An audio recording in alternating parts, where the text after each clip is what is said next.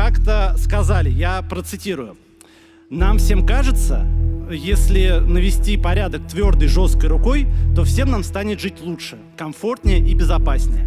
На самом деле, эта комфортность очень быстро пройдет, потому что эта жесткая рука начнет нас очень быстро душить». Начала уже?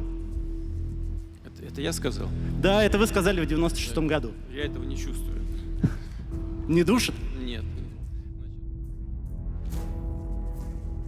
Millions of people fear him, but even more hate him. He is a tyrant who is inspired by Stalin and Hitler in his politics. He has more than $100 to $100 billion according to various estimates, and in the meantime, his country is mired in poverty, corruption, and repression. How did an unremarkable man who in his youth was called a cigarette butt and a moth turned into the bloodiest dictator of the 21st century, a madman who's threatening the whole world with nuclear weapons? What was he really doing in the KGB? How did he steal billions? And how does he manage to stay in power for so long? Today on the Biographer channel, we will try to answer at least partially all the questions about Vladimir Putin, the president of the Russian Federation. You need to understand that Putin's biography has a lot of gaps. The facts about his childhood and service in the KGB in the official version and journalistic investigations are quite radically different. What is hiding the one who has recently been increasingly called the Russian Führer? Vladimir Putin was born on October 7, 1952 in Leningrad, now St. Petersburg. His father, also Vladimir, was the Second World War veteran. He fought in the NKVD troops and was a worker at a factory. The mother, Maria Shalamova, survived in the siege of Leningrad and worked after the war as a nurse, a janitor, a watchwoman, and a cleaner in a laboratory. Both parents died of cancer in the late 90s and were buried in St. Petersburg. Vladimir was the third son in the family. The two older brothers were born in the 30s and died in childhood. This is the official version.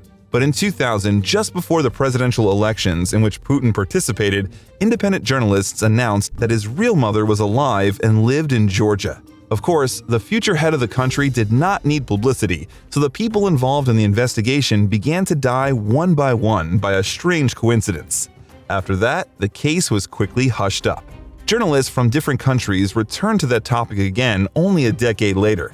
The possible mother of Putin was found in Georgia and even was interviewed. Vera Putin grew up in the small Russian village of Terakino. She met her son's future father at a refresher course. The woman found out that her lover was married and severed all ties with him, already being pregnant. Her son Vladimir was born on August 6, 1950, and not in the 52nd year as the official version states. When the boy was about a year old, Vera left the child to her parents and went to study in Tashkent. There, she met a military man from Georgia named Georgi and married him. Soon, the couple moved to the city of Meteki in Georgia, and Vera was finally able to take her son to her. The little boy had a hard time in his new home. He was surrounded by a foreign language, poverty, and strangers. Since the first years of his life, Vova grew up with his grandparents. He used to call his grandmother his mother. Vera was a strange woman to him. When she got pregnant with her second child, his stepfather began to abuse his stepson. Vova was beaten with whatever came to hand. The locals didn't care for him either. And the reason for such hatred is simple. An illegitimate child in the Caucasus is considered nonsense and a great shame. In general, the boy grew up silent, withdrawn, and lonely. According to flashbacks of Putin's childhood friend, he was very fond of fighting. One day, a frail and short boy realized that to win in fights, he needed to learn self-defense and began to practice sambo. At some period, Vladimir's family lived in such terrible poverty that the mother began to fear for the lives of her children. Vera decided to take Vova back to her parents in Terakino. Since then, a mother and a son have never seen each other again. But Vladimir's journey did not end there. His grandparents decided to give their grandson up for adoption to distant relatives. Two sons of that couple died before the war, and they wanted a child for themselves. Those were the same Vladimir and Maria Putin, which are mentioned in the official version. Putin Jr. was 10 when he got into that family. From now, versions basically converge. The boy's father was a volunteer in the People's Commissariat of Internal Affairs of the USSR. It was that man who nurtured in Vladimir a fanatical love for Stalin and communism. It was probably because of his stepfather that Putin dreamed from childhood to work in state security agencies and be an intelligence officer. Putin has always been an impudent street kid, fought with a frenzy and remained the same, only grew unspeakably from permissiveness. I understand why he wanted to become an intelligence officer and to work for the KGB. He wrote that once he was given in the forehead so that he saw stars before his eyes, and he realized that he needed to look for some kind of power that could help him. And only the KGB was such a force in the USSR. Official sources won't tell you about this, but according to the flashbacks of the neighbors of the future president, Vladimir Sr. beat his stepson just as hard as his predecessor and maybe even stronger. Although in the Soviet Union in general, the use of force as an educational measure was a normal phenomenon. But not all Soviet children grew up like Vova, didn't they? Putin was raised by the streets. He was taught that you need to show strength in any case, whether you are right or wrong. As he would say many years later, because the weak are beaten. One day, Putin would bring the familiar laws of the street to him into politics. Meanwhile, this is just a guy from a poor district who does not have many friends but has the bulk of enemies. Therefore, Putin decides to return to Sambo and often participates in competitions. Later, he will even become a Sambo master and champion of Leningrad. Vladimir attended school until the 3rd grade in Georgia, and when he came to Russia, he had to repeat several school years because he did not speak Russian. That was why his parents changed his birth date. The family lived in poverty. For example, we were able to buy the first coat of Putin Jr. only at the age of 20, and Putin went out of the mat in woolen socks instead of leather wrestling shoes at Sambo training.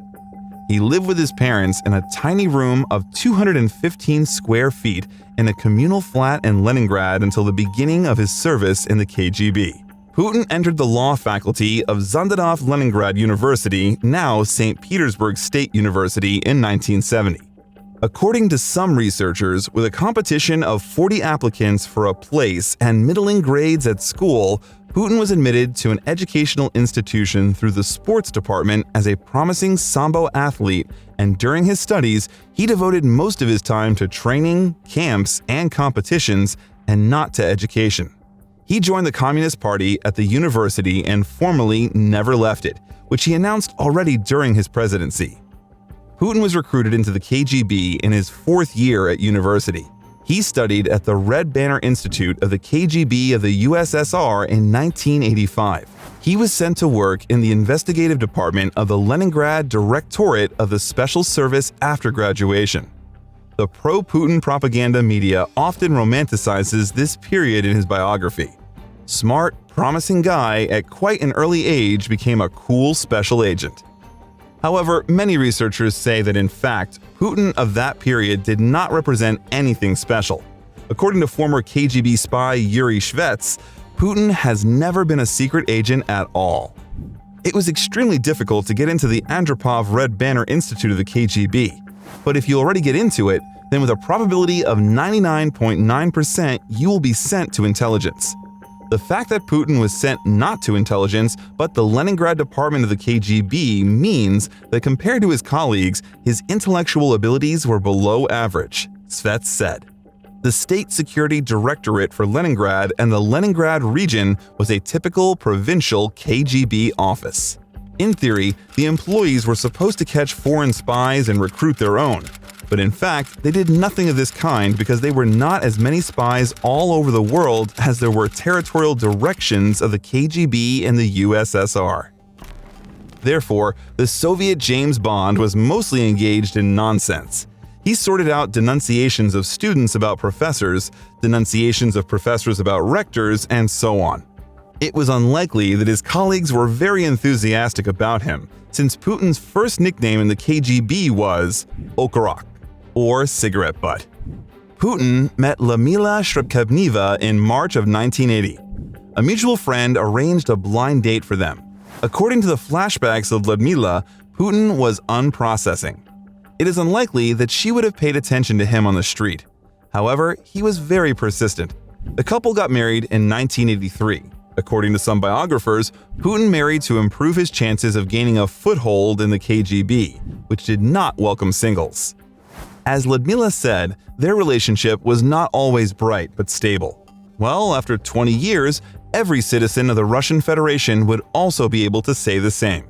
The couple had a daughter, Maria, in 1985. Later, Lyudmila admitted that she gave birth to their first child alone, catching a taxi to get to the hospital because her husband was on a business trip. When Putin returned, he announced that the girl would be named Masha in honor of his mother, even though Lyudmila wanted to name her daughter Natasha. I was in tears, but then I realized that there was no choice in that matter, and the name of my daughter would be Masha, she said. Also, there was information in the media that Putin used psychological violence against his wife and had extramarital affairs. There was always a nonsense that he was watching me all the time.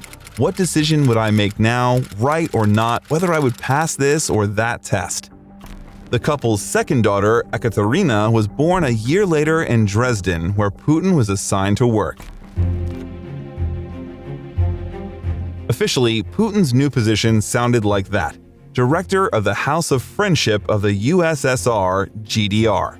In the fantasies of propagandists, he appeared as a brave undercover intelligence officer who infiltrated the enemy camp. But in fact, Putin was just an ordinary employee of the official representative office of the KGB in Eastern Germany, friendly to the Soviet Union. His duties were paperwork and official receptions. According to the colleagues, at that time the cool intelligence officer received the pseudonym Mole, or Moth. However, the job was still good, if only because the family did not have to stand in a long line for food and clothes as it was in the Soviet Union. In the GDR, Putin had the opportunity to get equipment and furniture, which were in terribly short supply in his homeland. And for that, he actively used his official position without hesitation. In addition, Putin found useful contacts there, which in the future were very useful to him on his way to the top. Who knows where Putin's career would have taken if in 1989 thousands of people had not taken to the streets of the GDR, advocating reunification with West Germany. By the way, researchers of his biography believe that from that moment, Putin developed a fear of mass actions. Returning to St. Petersburg in 1990, Putin began working as vice-rector assistant for international affairs at the university where he studied. A year later, he already headed the Committee on External Relations of the mayor's office of St. Petersburg, which was led by Anatoly Sobchak. Putin began to actively use the power that he had just received. On duty, he had to deal with many local bandits who ran illegal businesses. Putin realized very quickly that it was better to make friends with them, not only for safety but also for profit. The future president actively took cash and participated in various schemes. He gave the impression of a person who likes to be behind the scenes and secretly sort things out. He obviously did not reach the role of the power broker under Sobchak, but as a fixer. He deftly settled the problems in which he had his own interest, judging by what we later learned about his St. Petersburg affairs. During the same period, Putin ran his first huge scam. In 1991, an event occurred that became a personal tragedy for Putin. The Soviet Union collapsed. He would later call it the greatest geopolitical catastrophe of the century. The collapse of the USSR brought famine and confusion. In the autumn and winter of 1991 to 1992, St. Petersburg was without food. To avoid famine, the state allocated a certain amount of oil products to the city, which had to be sold abroad and instead of money, get food for the people through barter. Vladimir Putin was supposed to issue a sales license, and then a plan formed in his head. Under his leadership, rare earth metals, oil products, and other raw materials worth more than $100 million were exported abroad. In return, food was to be delivered to St. Petersburg, but it didn't. Mayor Sobchak knew about all the details of that case and obviously participated in schemes. The people involved in that earned about $92 million due to the starving people of St. Petersburg. That story with licenses brought Sobchak and Putin closer. In March of 1994, the grateful mayor promoted Putin, giving him broad powers. He was mousy there, some little man who engaged in some international affairs, humanitarian aid, something else. No one perceived him as some kind of bright, outstanding personality, so I could not imagine that this mousy would become president, for example. By the way, many people from Putin's entourage at that time, later under his presidency, occupied high positions in the government. Even then, a network of businessmen and politicians began to form around Putin, who would become the unspoken ruling elite of Russia for as long as 20 years. According to Marina Sali, a former Russian MP and one of those who investigated the embezzlement of funds, Vladimir Putin is a man who believes that he has a special mission, that he is a statesman, and this is true. He really thinks about how he understands the interests of the state and purposefully implements. But as Voltaire said, power corrupts, and absolute power absolutely corrupts. The details of the licensing scheme came up. In 1997, Russian justice accused Sobchak of embezzling money, but Putin helped his patron escape to Paris. Somehow, magically, the investigation stalled, and Putin managed to get away with it and avoid punishment. However, not everything was so bright. In 1996, Putin was a member of Sobchak's election headquarters, who again ran for mayor. After the defeat of Sobchak, Vladimir refused to return to the city hall and in fact was left with nothing, unemployed. On that, his political career could end forever. But soon, he had an opportunity that changed his whole life. As we remember, in the 1990s, Russia was going through difficult times. The Western world, which ironically is now so strongly criticized by Putin's supporters, was ready to give generous loans to the newly formed country and send billions of dollars to help the Russians who were starving at that time. But those close to the president decided to seize some of that money. The state had the opportunity to take loans against real estate, which Russia had abroad. Pavel Borodin, head of the Presidential Property Management Department of the Russian Federation, and his assistant Sergei Pugachev came up with a very simple scheme, according to which most of the loans received would go into their pockets. But for that, they needed an assistant, and Putin was selected. The one, as we know, already had a lot of experience in managing schemes. Putin was literally taken off the street, and they made him head of foreign property management. Вот так, как мне было сказано, я буду курировать договорно-правовую деятельность. Я все-таки юрист по образованию, это моя профессия, и это интересно для меня. The money laundering plan was successful. Millions of dollars that were supposed to go to the development of the country were stolen. President Boris Yeltsin and his family were also involved in the scheme. But that scam had not gone unnoticed. An employee of the Swiss bank where the money was laundered suspected something was wrong and turned to human rights bodies. When the truth came up, the whole of Europe demanded a full-fledged investigation. It was necessary to act urgently. In 1998, Putin was promoted to the post of director of the FSB to prevent General Prosecutor Skuratov from starting close cooperation with foreign intelligence services. Through the efforts of Putin and his assistants, everyone who could interfere with their plan was removed from their posts. But the most important thing remained. The General Prosecutor had to be eliminated. Later, a video in which a man who looked like Skuratov spends time in the company of ladies of pleasure appeared. Skuratov was fired and the scandal gradually faded away. Putin was able to prove that he was a reliable person and that he could be attached to other major scams. It can be said with certainty that Putin earned points to the image not thanks to his outstanding achievements in politics, but due to his KGB skills and helpfulness. Putin of that period, according to the statements of those who knew him personally, was weak and insecure of himself. He is lazy, envious, does not like to read, does not like to do anything with his own hands.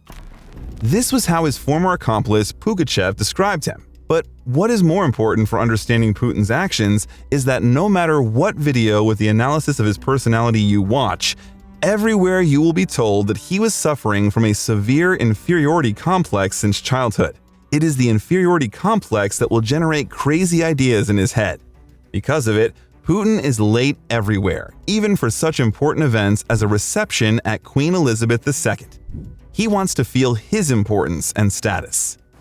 To prove his competence to everyone, in 1997, Putin defended his candidate's thesis named Strategic Planning for the Reproduction of the Mineral Resource Base of the Region and the Conditions of the Formation of Market Relations.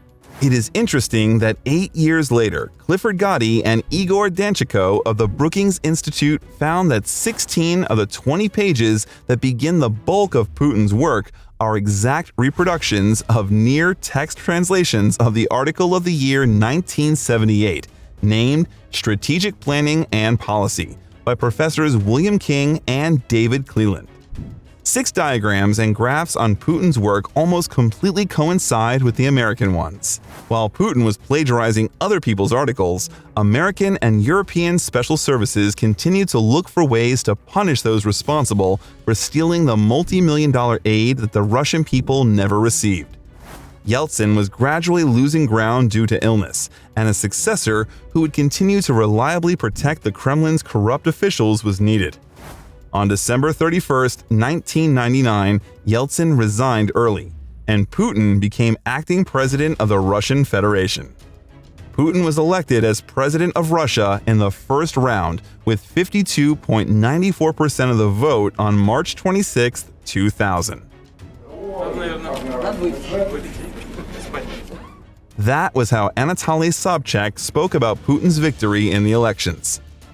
I think there was some kind of happy coincidence that a person of this kind became head of the state, because God forbid we will have Moscow officials such, the old nomenclature bureaucracy that is rotten, corrupt, which has already arranged for itself today such a life of aristocrats who can allow everything for themselves, and for those around they can give a beggarly and half-starved life. God forbid we have such people in power. It is ironic, isn't it? The directly opposite point of view about Putin had Stanislav Shushkevich, the first leader of Belarus after the collapse of the USSR. He was a legend for supporters of the democratic development of his country and a traitor to those yearning for the USSR. Shushkevich had repeatedly spoken critically about Vladimir Putin. He considered Putin's biggest disadvantage was his involvement in the KGB. I think it was Yeltsin's mistake that he appointed Putin, but it was very well prepared by professionals from the KGB who know how to manipulate people. Putin was presented as a person who was in Sobchak's team, as an educated lawyer, and as a man who had demonstrated that he can manage the KGB well.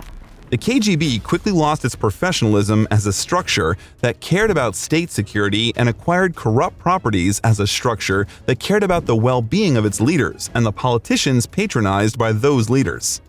Shushkevich said that Putin was a professional clarifier of human essence. He found it out in a way that was required for the KGB. The KGB is a vicious organization. All sorts of tortures and all gulags were connected with that organization. When it was said that the Chekist should have clean hands and a warm heart, that was nonsense. The first Chekist signed documents for 1 million executions. Stalin, Beria, they all signed it. That was a terrible story. But life has indeed become better under Putin, his supporters would say. He brought the country out of the difficult 90s and lifted Russia from its knees. Well, let's see. It's difficult to deny the fact that Putin took over a country whose economy was pretty feverish throughout the 90s. The economy did grow significantly during Putin's first term. However, all the growth was in Putin's first 9-year plan in 2000 through 2008. Then, the Russian economy increased an average of 7% per year.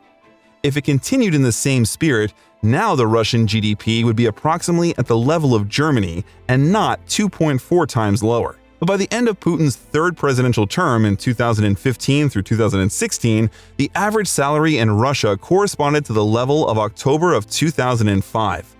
Capital flight, according to independent financiers, has been around 280 billion over the past 3 years. At the same time, Russia's military budget has grown more than 4.4 times since 2000. Experts believe that in many ways, Putin's first successes are associated with a happy coincidence. Let's start with the fact that at the beginning of the 2000s, there was a sharp price increase for the main source of energy, including oil and gas. And it was precisely due to the favorable state of affairs in the hydrocarbon market that Russia was able to replenish its budget. Russia has been the main beneficiary of the rise in world oil and gas prices because it is the largest exporter of raw materials. That was not the merit of Putin, but was the result of a change in the economic situation. And what about the fact that Putin puts things in order among the officials who in the 90s were engaged in arbitrariness and rocked the boat in different directions? That can also be explained very simply. Putin had huge possibilities as a former SFB chief and KGB officer. He could easily find dirt on all representatives of the political elite, governors and mayors. That gave him powerful leverage, which helped to easily restore order in the provinces. This means that Putin's initial conditions were very comfortable, but he spent all his efforts on strengthening his personal power and turning Russia into a pariah country. After a successful decade, the country's economic development began to slow down. In particular, because of the rigid top-down management system that Putin has established in the country.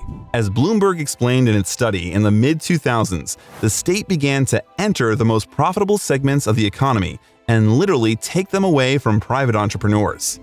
Even if the business remained private, it was passed on to friends of Putin. It would not matter if inefficient firms left the market. Their owners changed, and new companies were allowed to enter the market. However, that did not happen. When the management of companies is entrusted to your people, the economy becomes like a stagnant swamp, in which not the most efficient but the most dedicated survive. What do you have against swamps? Lived here my whole life, and I heartily recommend it. Putin surrounded himself with former KGB members and accomplices with whom he robbed the people in the roaring 90s. Now, it is a clan of Putin's oligarchs, forming a system of competition and mutual control, which is very reminiscent of a parasitic and mafia state. Putin's entourage controls access to the country's most important resources: oil, gas, and pipelines in the Baltic Sea, the military-industrial complex, and state banks. They keep personal money offshore. The conflicts that arise between them are resolved and used by the president himself, and they pay him tribute in the form of yachts, real estate, and millions of dollars. The number of dollar billionaires in Russia has increased 15 times over Putin's 20 years. At the same time, the real incomes of the population have fallen by 10% over 5 years, and more than half of Russians aged 18 to 24 want to emigrate. In any Western country faced with this reality, the government would probably be changed through elections. But in Russia, somehow, it gets away with it. Why is Putin still in power? The president still has a lot of popular support. After all, not everything in the country is as bad as it could be. And the Russians are such people who know how to tighten their belts and endure for a long time. They have stability, and it does not matter that this stability, compared with the stability of the Western world, can be considered poverty. Many people in recent years have often begun to draw parallels between Putin and Stalin. Joseph Stalin also came to power against the backdrop of devastation when people were tired of poverty and constant military clashes. Under Stalin, there was also stability and repression, stability and arbitrariness, stability and mass shootings. Let's be honest, Putin is not very interested in domestic politics if it does not concern the strengthening of his power and his enrichment. Putin considers foreign policy more exciting. His ego is flattered by the idea that he can decide the fate of the world on an equal footing with the heads of leading countries. Under him, Russia returned part of the geopolitical power that the USSR possessed. The president has strengthened relations with China, turned the tide in the Syrian war, and struck key arms and oil deals, while allegedly meddling in elections in the US, the UK, and other countries. The Kremlin has repeatedly denied interference in elections in other countries. Putin is also suspected of organizing a special operation to eliminate the leadership of Poland on April 10, 2010. As we have already said, the collapse of the USSR was a personal tragedy for Putin. Therefore, from his very first presidential term, Russia has been trying to influence what is happening in the former republics.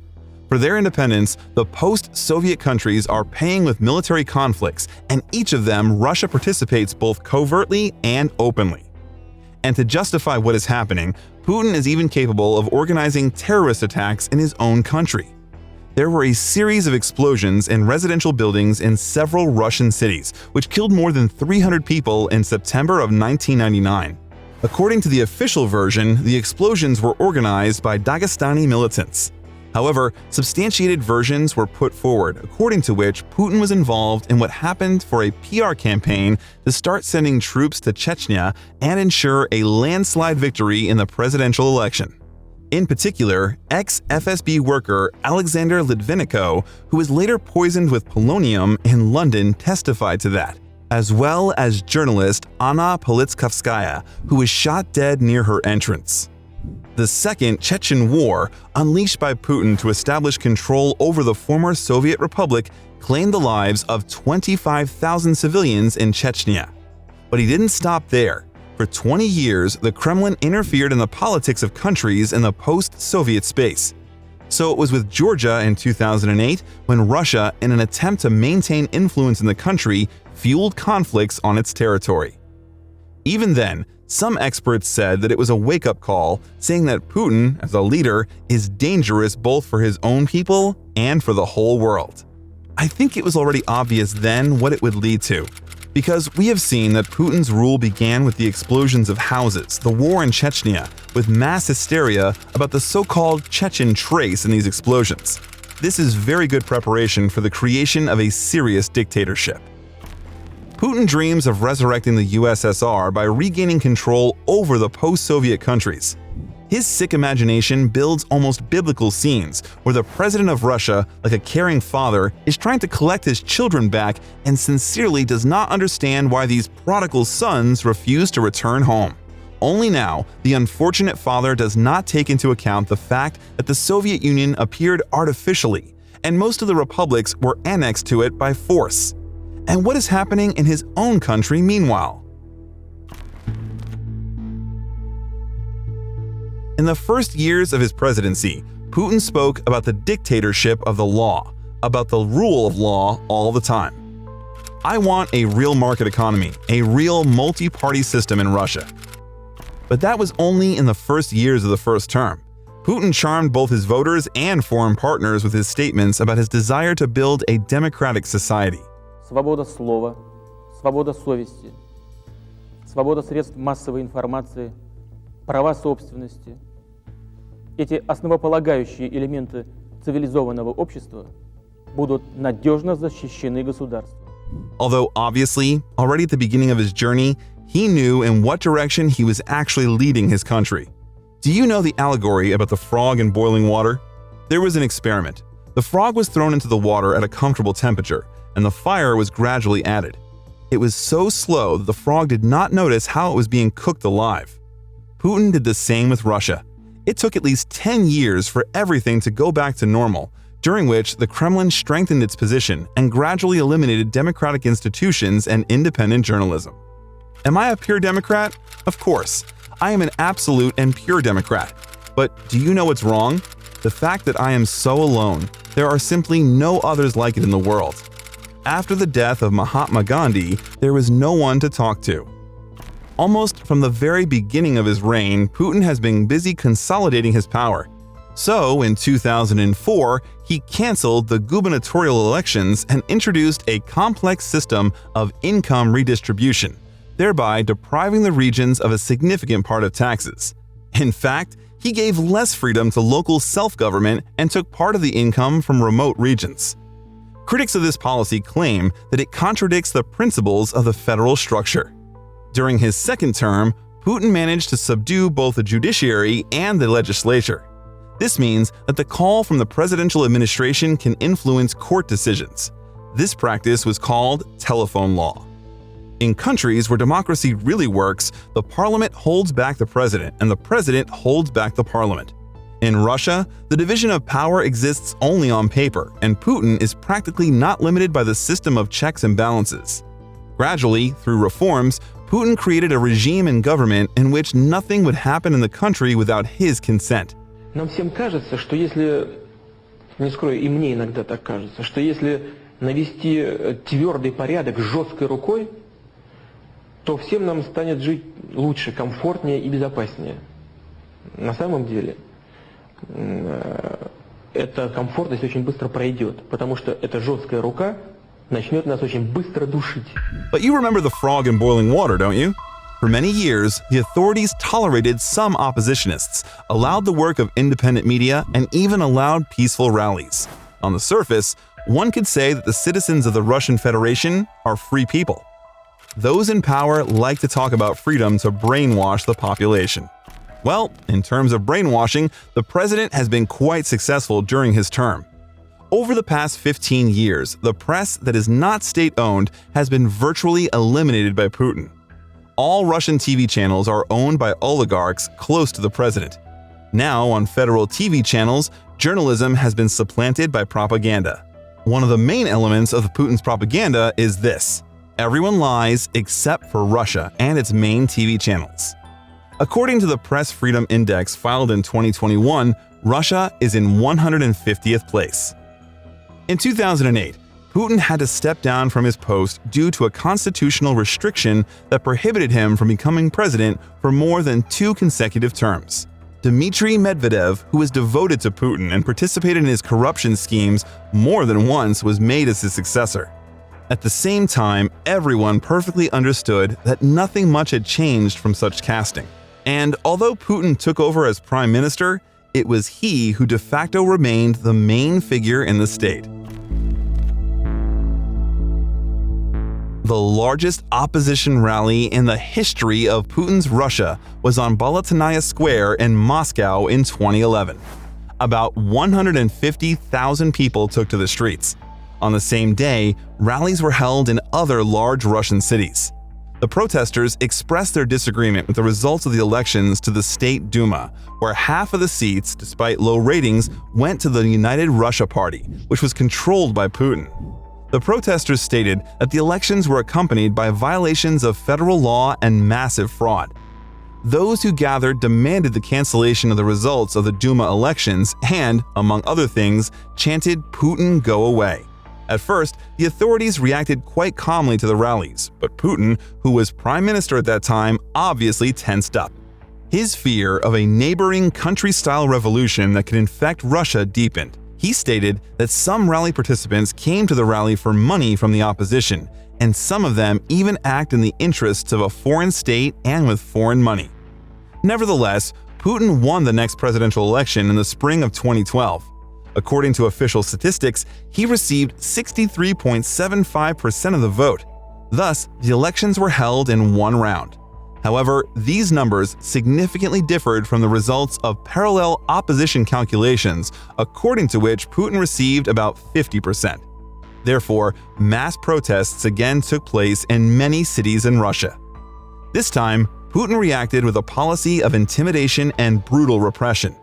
A peaceful rally turned into mass detentions and was brutally dispersed by the police. Opposition leaders Ilya Yashin and Alexei Navalny were arrested. In total, 250 people were detained, and a criminal case was opened on the fact of mass riots. What happened on Bolotnaya Square was no longer a wake-up call, but literally a siren that announced that Russia was in great danger. Putin called the peaceful demonstrations against the corrupt system a US-sponsored attempt to overthrow him. According to the late opposition leader Boris Nemtsov, at that time it was safe to speak of Putin as the leader of a group of thieves who seized power, a leader who is ready to destroy Russia for the sake of power, who chose, to everyone's shame and disgrace, the fascist path of development of the country, where one party dominates and everyone who disagrees is an enemy. Putin took first place in the annual ranking of the most influential people in the world, according to Forbes magazine in 2013. According to the authors of the rating, Putin deserves it because he has shown himself as a dictator actively demonstrating strength in his country and in the international arena. Since the start of his third term as president, Putin has presented himself as a staunch defender of what he calls Russia's traditional values, including opposition to same-sex marriage, upholding Russian Christian beliefs, and rejecting Western liberalism as both a political model and a vision for society. Ironically, Putin divorced his wife in 2013, which was declared the Year of the Family in Russia. For a long time, there were no warm feelings between the spouses of those rare events where Ludmila appeared with her husband. Ludmila was aloof and clearly did not enjoy what was happening. From Putin's photographs, one could conclude that he felt much more love for his dog than for his wife. Supposedly, marriage had gone downhill since the early 2000s. According to some people close to Ludmila, even then, almost every day, she threatened to sue for divorce. When Putin first became head of the FSB, she said in an interview, "It's terrible. We won't be able to talk to each other anymore. Nightmarish isolation. There won't be any more opportunities to travel where we want. There won't be any more opportunities to say what we want. And I've only just begun to live." Rumors said that Putin had been cheating on his wife for a long time. Despite the fact that very little is known about his personal life, Putin is credited with having relationships with many women. Most of all, the attention of the press has always gone to the gymnast Alina Kabeva. They began to talk about their romance back in the 2000s. In 2009, the New York Post announced that Kabeva had given birth to Putin's son. And in 2013, journalists wrote the alleged lovers had a daughter. Putin suddenly disappeared from media view for a whole week in March of 2015.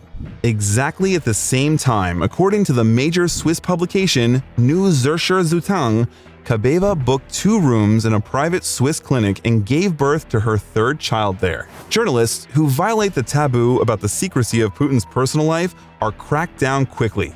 The publishing office Moscow correspondent was even closed after it wrote about the alleged upcoming wedding of Putin and Kabeva. But Putin rarely talks about his official children either. I have a personal life in which I do not allow the interference. It must be respected. Putin likes to position himself as someone who has one true love. It is his country. It would sound very touching if it weren't so terrible, in fact. Here is one example of such love. In 2022, during a speech at a celebration in honor of the annexation of Crimea, Putin appeared in a coat from the luxury Italian brand Loro Piana. The outfit made a lot of noise because it cost 31 times higher than the average monthly salary in Russia. Putin also owns 19 houses, 58 planes and helicopters, and several yachts, totaling approximately $99 million. As for the various rumors about the financial condition, I looked through papers on this subject. It's just chatter that has nothing to discuss, just nonsense. They dug everything out of their nose and smeared it on their papers. The Kremlin leader is known for his love of expensive clothes and luxury brands. Putin has a particular weakness for watches.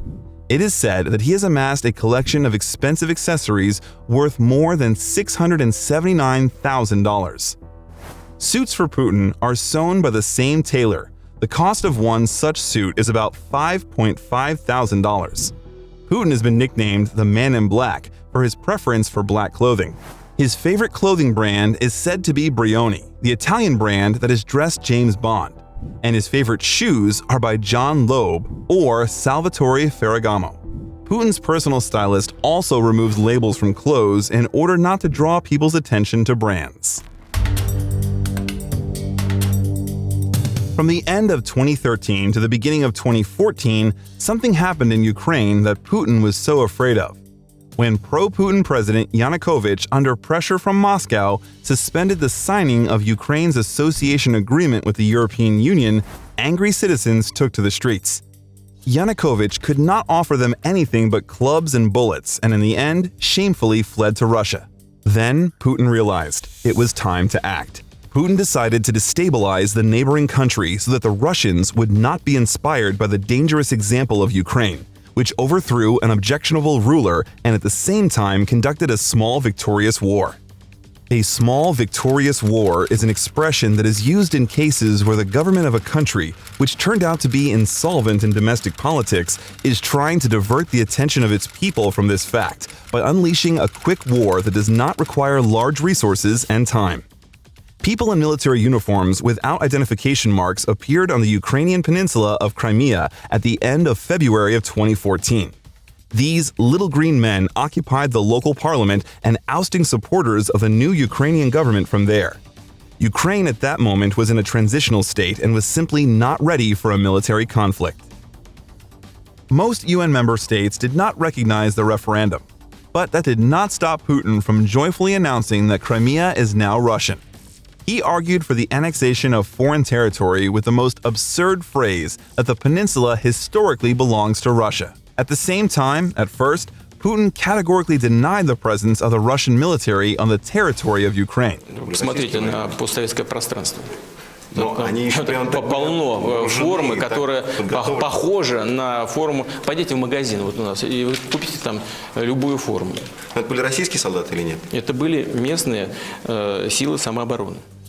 But a month later, during a direct line with the people, he said, "I did not hide the fact that our task was to provide conditions for the free expression of the will of the Crimeans. Therefore, our servicemen stood behind the Crimean self-defense forces, of course."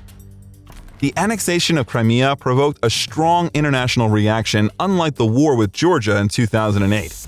Russia was under sanctions, the volume of which was constantly growing. Russian opposition leader Boris Nemtsov spoke about the incident as follows. Russia has shown that it does not care about international obligations and treaties. 6 months later, Nemtsov was killed in the center of Moscow.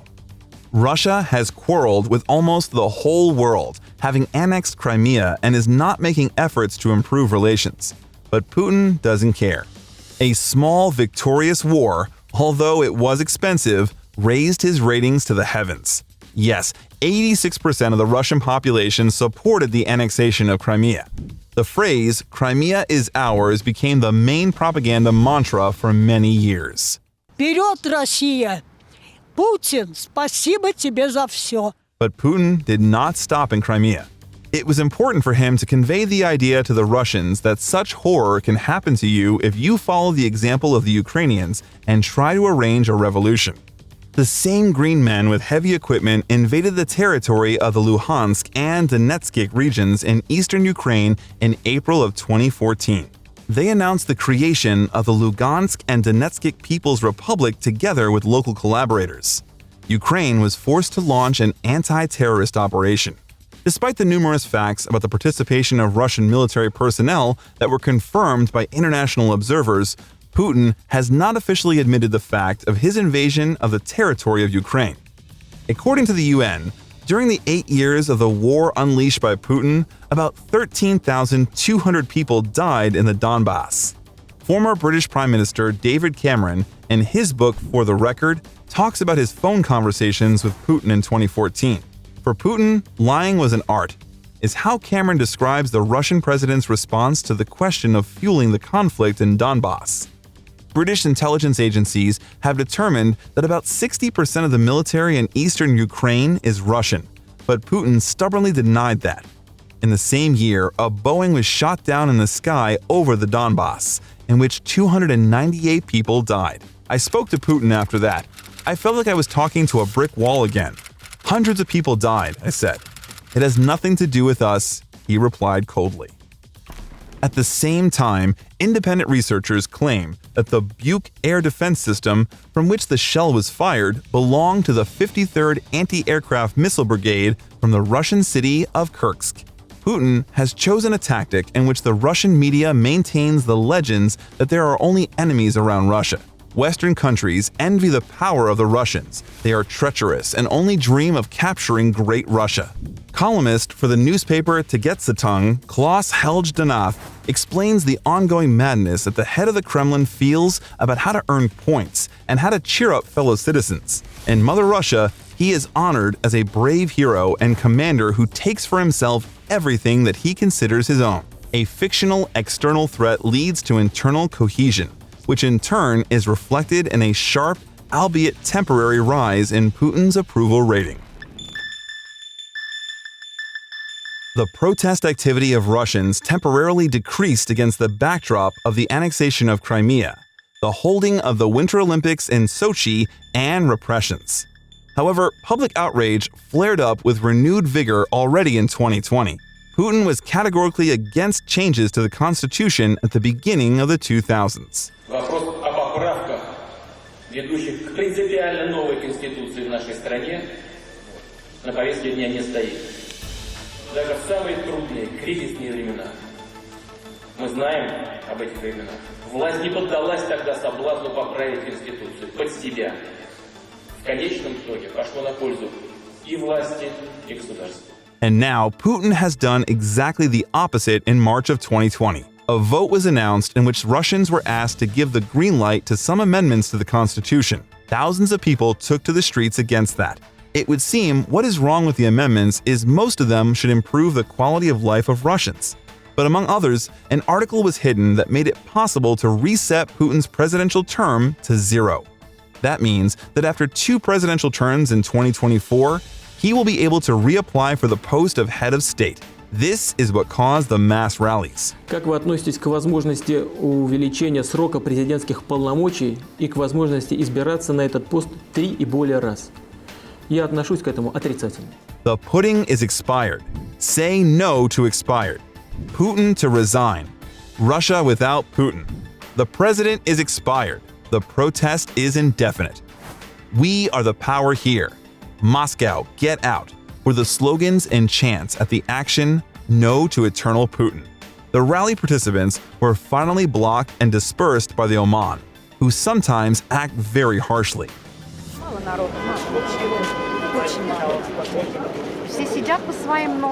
And again, Putin managed to emerge victorious in this unequal struggle.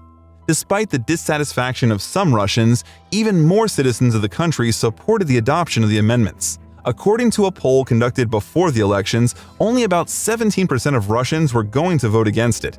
In addition, many opponents of the new constitution simply refused to come to the election in the belief that they could not influence the course of events. They remembered the rallies of 2011 and others that led to nothing but repression. Presidential spokesman Dmitry Peskov announced the results of the vote as a triumphant referendum on confidence in President Putin. And yet, some Russians have tried to take to the streets again in 2021. That time, the reason was the detention of opposition politician Alexei Navalny on a fabricated case. Half a year before, Navalny had been poisoned with Novichok, a poison developed back in the USSR and banned by international conventions. The politician miraculously managed to survive. His associates were able to find out that FSB officers were trying to poison him. When Navalny returned from the German clinic to Russia, he was immediately arrested. The day after that, Navalny's YouTube channel published an investigation by his team about Putin's palace. The video tells about the president's $1 billion mansion in Goledzik.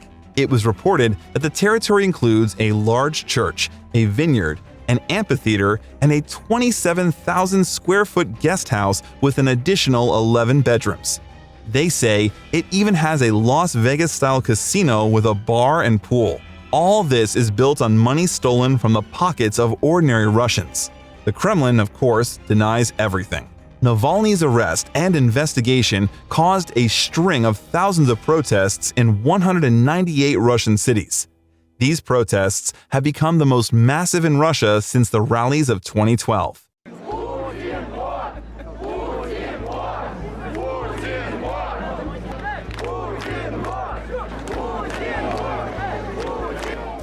They also set a new record for the number of detainees.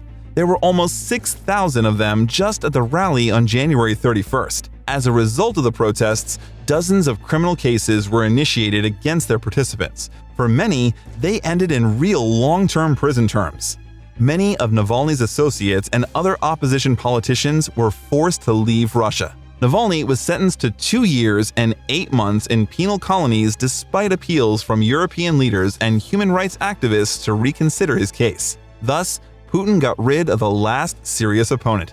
Do you hear how our hypothetical frog flounders in horror and boiling water but realizes that he cannot escape? Вот вы как-то сказали, я процитирую, «Нам всем кажется, если навести порядок твердой, жесткой рукой, то всем нам станет жить лучше, комфортнее и безопаснее».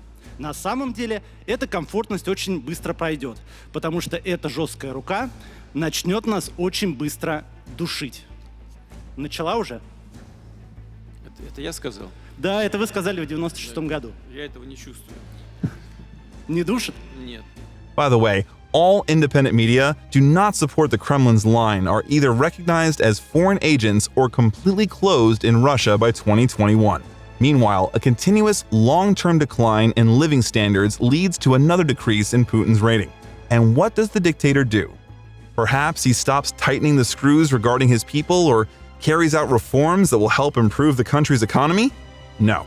He uses his favorite method, the little victorious war once again. But this time, something will go wrong. Russia began a full-scale war against Ukraine on February 24, 2022. Putin announced on federal channels a special operation, the purpose of which was called the demilitarization and denazification of Ukraine. He stated that the actions of the Russian Federation are self-defense against the threats created for the country, and Russia cannot simply observe what is happening. Russia claimed that they are shooting exclusively at military infrastructure, but in fact, from the first days of the war, attacks were carried out on residential buildings, kindergartens, and hospitals. According to the UN, Russian soldiers have killed more than 3,000 Ukrainian civilians at the time this video was made, but the actual death toll cannot yet be calculated. But everything did not happen as the Russian Führer planned. He and his command were sure that they would capture Ukraine in 2 days. Instead, they got a protracted war, as a result of which the Russian army suffers colossal damage and unprecedented sanctions are imposed on Russia. Putin uses old weapons and boasts of fictitious military victories at the front to distract the Russians from the issues of the day. He is trying again to rally the people in the face of an alleged external threat, broadcasting the narrative, there is Putin, there is Russia, there is no Putin, there is no Russia. And it should be said that these are the results. An independent opinion poll of Russians showed that President Putin's approval rating has risen from 71% to 83% after a month from the beginning of the invasion. The percentage of Russians who support the war ranges from 52 to 71% according to various studies. Россия, во-первых, спасает мир. Отстаивает свою независимость, неприкосновенность территории, границ. Как относитесь к военной операции в Украине? Положительно. Считаю, что даже темпы, которые идут, немножко медленные, надо бы активно. Но здесь понятно, что есть обстоятельства. Но самое главное, останавливаться надо еще дальше. Я считаю, что нужно брать и Польшу, и всю Прибалтику забирать. Я считаю, что эти страны надо внедрять новые понятия, как несостоявшиеся государства, государства-преступники. К ним смело надо относить поджигателей Третьей мировой войны Польшу. Ее надо уничтожать, прежде всего, как государственность, лишать Прибалтику именно как государственности. Так же, как и следует наказать военным путем и Словению, и Чехию за те преступления, которые они сегодня совершают в отношении наших предков, которые там проливали нашу кровь. Мы свергнем нациков, и как бы наши братья назад вернутся в наш состав, и Россия станет далее великой. В каких границах вы это видите? Вообще Молдова, Украина, Сань, кого еще? Белоруссия, надо всех назад. Получается, Евразийский союз весь и все границы СССР, собственно, вот так. Империя, новая империя великая, да? Порядок наводят на Украине. Что происходит? Все правильно делается. Давно надо было навести порядок. Чего ждать? Meanwhile, the Ukrainian authorities provide daily footage and videos of evidence of war crimes committed by Russian soldiers.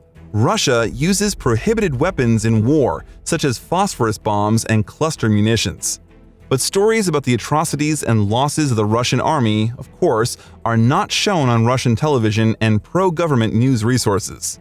A law was passed in Russia a week after the entry of troops into the Ukraine. Following it, for the dissemination that the Russian authorities consider unreliable, you can get up to 15 years in prison.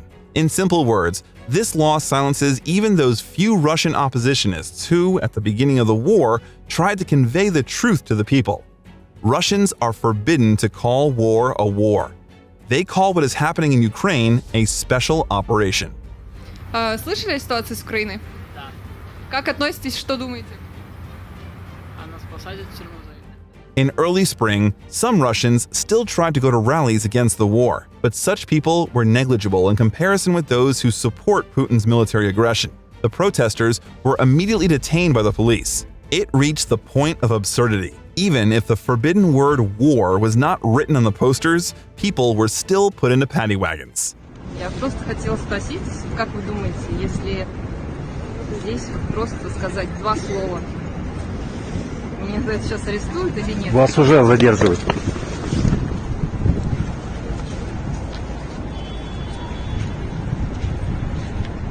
С ума сойти. С ума сойти. Вы это видели, нет? Не Вы снимаете только оппозиционеров, да? Всех снимаю. Всех снимаете? Ну, а вот у кого есть другое мнение, вы тоже их снимаете? Конечно, всех снимаю. Ну, а тех, кто, например, не выходит на митинги и кто считает, что военная операция, которую развернула наша страна, вот таких снимаете? Да, мы все мнения показываем. Ну вот я тоже хочу высказать тогда свое мнение. Скажите. Меня устраивает то, что... Это шок-контент. Many people have begun to seriously doubt the mental and physical health of the Russian president in recent years. There are many versions of Putin's diagnoses. There is pancreatic cancer or cancer of the spinal cord, steroid rage against the backdrop of cancer treatment, Parkinson's disease, and Asperger's syndrome among them. Putin is said to have spent most of his time in the bunker since the start of the war, and some of his appearances in public, according to some versions, are actually computer graphics. Everyone already seems to have seen this moment from one of the March meetings of the president, at which his hand passes through the microphone. The fact that Putin decided to physically isolate himself from others also speaks of serious mental disorders. Most likely, this is the fear of death, the fear of not contracting other diseases and dying prematurely. It could be triggered by Putin taking medications that suppress his immune system, leaving him vulnerable to infections. Healthy or not, in any case, Putin is a danger not only to his own people, but to the whole world. If at the beginning of his presidential career he declared friendly relations with Western countries, now he openly threatens everyone. For the first time in years, Kremlin propagandists have raised the topic of nuclear ash, into which Russia is capable of turning American cities. Back in 2018, Putin said that Moscow could theoretically use nuclear weapons only as a retaliatory measure. The aggressor must know that retribution is inevitable, that he will be destroyed.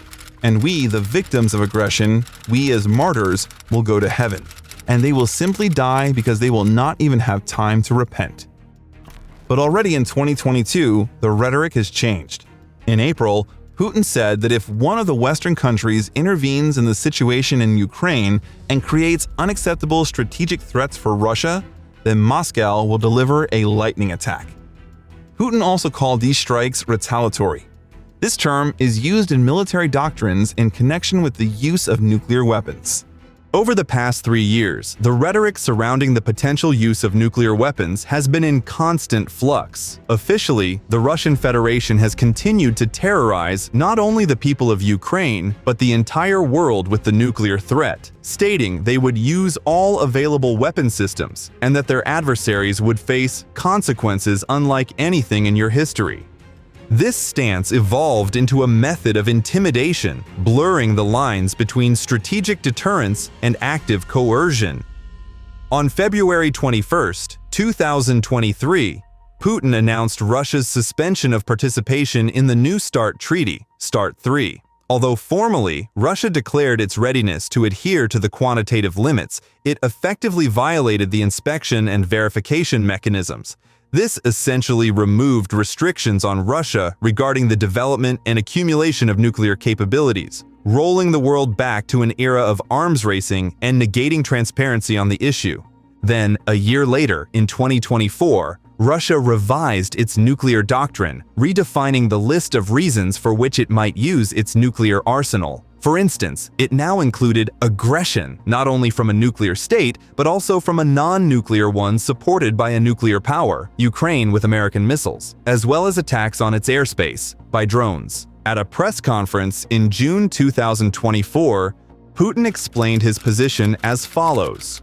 "We have a nuclear doctrine. Look what it says. If someone's actions threaten our sovereignty and territorial integrity, we consider it possible for us to use all means at our disposal. This should not be taken lightly, superficially." Of course, the blame was placed on those supposedly terrifying Western states. Мы не отказываемся от диалога с западными государствами. Выбор за ними. Намерены ли они и дальше пытаться сдерживать развитие России, продолжать политику агрессии, непрекращающегося годами давления на нашу страну, или же искать путь к сотрудничеству и миру. But it never progressed beyond statements. These attempts at threats and manipulation, while unnerving Western nations, ultimately changed nothing decisively. Gradually, Russia's rhetoric regarding nuclear weapon use weakened. By spring of 2025 on state television, Putin stated, "There was no need to use nuclear weapons, and I hope it will not be necessary." He emphasized that Russia has sufficient strength to conclude the conflict logically. But why did it all fizzle out? One reason is that Russia waved the nuclear club too often.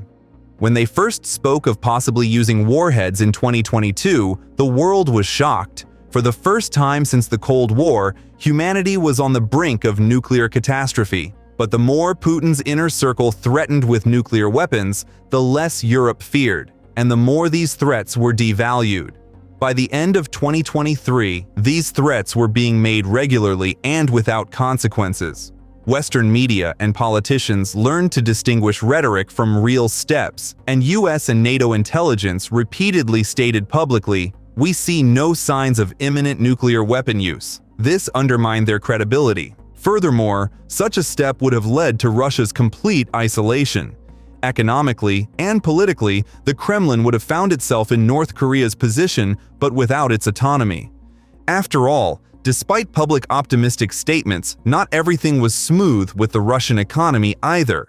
С экономикой в целом в России у нас ситуация обстоит нормально, устойчиво. Мы развиваемся, несмотря ни на что, несмотря ни на какие внешние угрозы и попытки воздействия на нас. В прошлом году, как известно, рост экономики у нас был 3,6%. В этом году будет 3,9, а может быть и 4 даже. Надо будет посмотреть. Putin's statements were highly simplified and ignored the 1.4% decline in the Russian economy in the first year of the full-scale war, according to Rosstat, or minus 2.1% by other estimates. In 2023 and 2024, GDP did indeed grow by approximately 4.1% annually, largely because the economy was put on a war footing. Subsidies and preferential loans were directed to the defense industry. Energy exports, circumventing sanctions with the support of countries like the UAE, China, Turkey, and neighboring states, also helped. Russia managed to redirect oil exports to China, Turkey, and India. The state sectors of the military-industrial complex and construction received huge orders, stimulating production growth and employment. But this growth and recent economic indicators were deceptively strong. Expert analysis indicates that key metrics point to the economy's instability and its potential tendency towards self-destruction. Growth was driven almost exclusively by military spending and state intervention, not by increased productivity or structural reforms. Inflation and budget deficits are rising in the country, along with a labor shortage. It's no coincidence that official Russian personnel losses exceed 1 million, and not all of them were convicts. Transfers to pension and social funds were cut, and a trend toward decline in non-military industry and degradation of the civilian sector is emerging.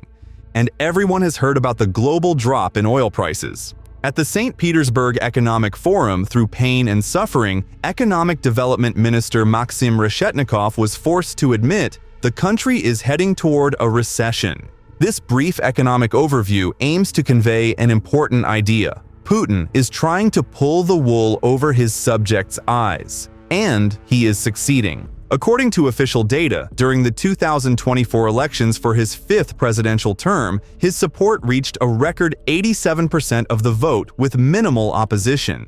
And what kind of opposition can there be in Russia? The only opposition leader, Alexei Navalny, died in a correctional facility in the Yamalo-Nenets Autonomous Okrug in February 2024. He allegedly felt unwell during a walk and suddenly passed away. This happened just before the exchange of the opposition figure and a number of other US citizens for Russian FSB officer Vadim Krasikov, who was serving a sentence in Germany. Interestingly, anesthesiologist resuscitator Alexander Polupin later stated that Navalny was allegedly given the diagnosis sudden death syndrome. However, he points out that this diagnosis is unsuitable because, in cases of sudden death, loss of consciousness is instantaneous, and the described symptoms do not match this scenario. With such a diagnosis, the politician could not have first felt unwell and then lost consciousness. But be that as it may, no one seriously investigated the circumstances of Navalny's death. The opposition in Russia lost its last bastion of unity and essentially scattered. Almost all independent structures were abolished. Opposition politicians like Ilya Yashin and Vladimir Kara-Murza received long prison sentences, and many activists emigrated, fearing they would end their lives behind bars. The only hope, the 2023 uprising of the Wagner private military company under the command of Yevgeny Prigozhin, also ended in failure. Despite the Wagner forces covering hundreds of kilometers in a day, capturing Rostov-on-Don and advancing toward Moscow with almost no resistance, politics got in the way, and negotiations with Alexander Lukashenko. The president of Belarus talked the Wagner leader out of marching on Moscow. Prigozhin was promised safety and a quiet old age in Belarus, but just 2 months later, he died in a plane crash in the Tver region. One could have expected that the former KGB officer would not forgive his longtime comrade in arms for his antics. Over the long years of Putin's rule, the propaganda media and he managed to form the image of a tough guy, a dangerous KGB officer. He is no longer the downtrodden guy who bears the nickname Moth. No, Putin feels superior to others. But the inferiority complex is still with him. This causes his ostentatious masculinity. Gaudy, tasteless photos with a tigress who had previously been carefully shot with a tranquilizer, or a photo with a naked torso are proof of this. Господин Putin, оденьте, пожалуйста, рубашку. Again, what does that mean? Mr. Putin, please put on a shirt. You'll need that. He likes to present himself not as a simple person, but as some kind of higher power that creates and punishes the guilty. He is the father of the nation without whom Russia would not exist. Maybe that's what he's become for his fans, but the rest of the world sees it differently. In fact, this is a mercantile, cynical person who has no other big and valuable internal tasks other than defending personal capital and satisfying his ego. Вот теперь вы понимаете, дорогие дети, в чем опасность авторитаризма? Теперь понимаете, почему концентрация власти в одних руках – это плохо? Понимаете, сменяемость зачем нужна? Понимаете, почему нельзя говорить, ну, человек справляется со своей работой, пусть и сидит? Понимаете, что есть предел, после которого это сидение уже принимает совершенно другие формы? Понимаете, зачем нужны издержки и противовесы? Понимаете, что демократические институты – это не бирюльки для богатых стран, которые вот такое у себя придумали, потому что у них так принято. А это все система предохранителей, которые не дают совершиться взрыву. Fueling this sense of self-importance is the person who, in theory, should have been the first to demonstrate strength and influence. Yes, you guessed it, US President Donald Trump. Since the start of his presidency, Trump has done everything to bring Putin out of international isolation. On February 12, 2025, their first conversation took place, followed by meetings of representatives in Riyadh. These were the first high-profile contacts since 2022, symbolizing a reduction in Russia's isolation. From that moment, threats from the US toward Russia were suspended. Trump abandoned a new sanctions package, easing some of the sanctions and political pressure on the Russian president and the country as a whole. Furthermore, he repeatedly expressed admiration for the strength of the Russian dictator and spoke of their good relationship. The US president's rhetoric has always been ambivalent, ranging from open admiration to threats. He noted that it is better to have good relations with Russia than bad, and that he alone is capable of making a deal with Vladimir. Simultaneously, he stated that he is not happy that Putin is killing a lot of people, and that Putin is playing with fire.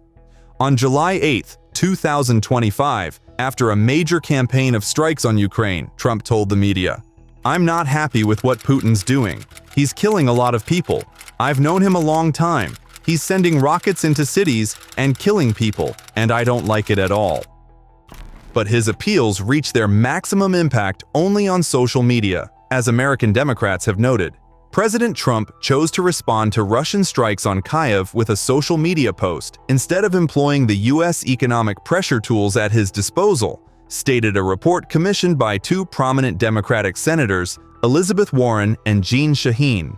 Both US allies and adversaries are waiting to see what comes of Trump's belated, endless threats to take action and stop Russian aggression, the document reads. While the next steps remain unclear, it is already evident that the Trump administration has been inactive for the past 6 months. In August 2025, the friendship between the two leaders reached its peak during a summit in Alaska and a personal meeting between Trump and Putin. The US did not impose new sanctions, and Putin was received with honors, rolling out the red carpet for him. Analysts called it a PR victory for Putin. The Guardian noted that the meeting breathed life into his international status. The Atlantic wrote that Putin was once again accepted at the main table of world leaders, and the Washington Post and NYT acknowledged that Putin had achieved a return to the world stage. During the Putin-Trump summit in Alaska, Trump demonstratively addressed Putin with friendly gestures. The American press even noted an almost comradely tone. Russian media extensively showed footage of Trump saying that he has always respected Putin and that, together, we can do great things. And all this against the backdrop of pressure on Ukrainian President Volodymyr Zelensky with the same ambiguous rhetoric and position.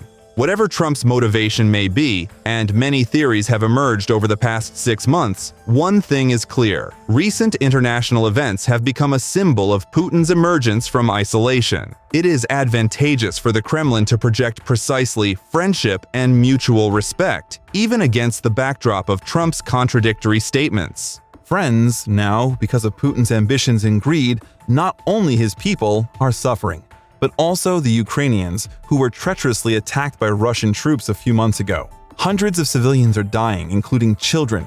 Cities are being destroyed. Ukrainians give Putin a worthy rebuff and are fighting not only for peace in their country, but also for the future of the whole world. We believe that only the unanimity of civilized countries can defeat the barbaric regime of Putin and those who support him. And that's all. Biographer was with you. Like this video so more people can see it. Take care of yourself and see you soon.